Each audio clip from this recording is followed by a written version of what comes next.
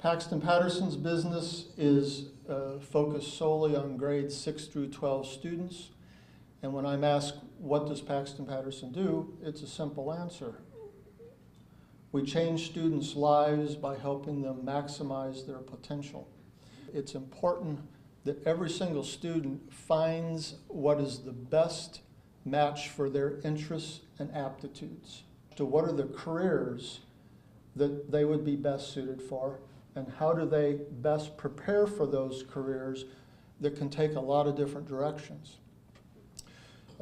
We accomplish that through proprietary, what we call learning systems, that deliver through highly engaging interactive multimedia lessons, but they also then, half the time, the students spend hands-on activities that reflect doing work that would be related to a career that they're studying. And the way I can illustrate this the best way, we have a health occupations program that is being used at lots and lots of health occupations academies, high schools that grades 9 through 12, the students have enrolled as ninth graders, in many cases without much understanding of what they're getting into.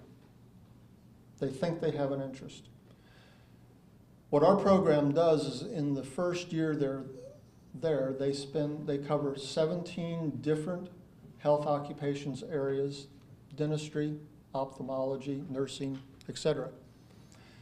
And not only do they learn about them through, again, the highly engaging multimedia, but they also do these hands-on activities that replicate or at least simulate, but they do it with their hands, hands-on, minds-on learning.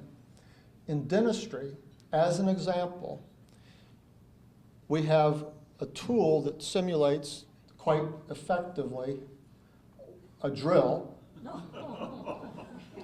and we have laminated layered tiles with a drawing of different teeth on the tile, and students practice, and they know that if they go from the beige to the red, the patient is screaming. In the real world of making a decision about, am I good at it and do I like it, it's only through that first-hand experience that you really get close to it and can make an informed decision. And what we universally find is that at the end of the school year, in those 17 areas, it's almost certain that each student will say, well, 12 of those, I'm pretty sure that's not me, not a good match. Now these three possibilities, and I'm not going to rule them out yet, but these two, I think this is really me. What they also come to realize is they have learned an enormous amount of applied math, science, communications, and in some cases the student has gone from thinking they're doing poorly and they're not well suited for a career that involves math or science to understanding in context and doing work that there's just a whole different side to it. I feel very strongly that the 20+% of students who drop out and never finish high school, our society has to find and help them find what are they good at. They're good at something.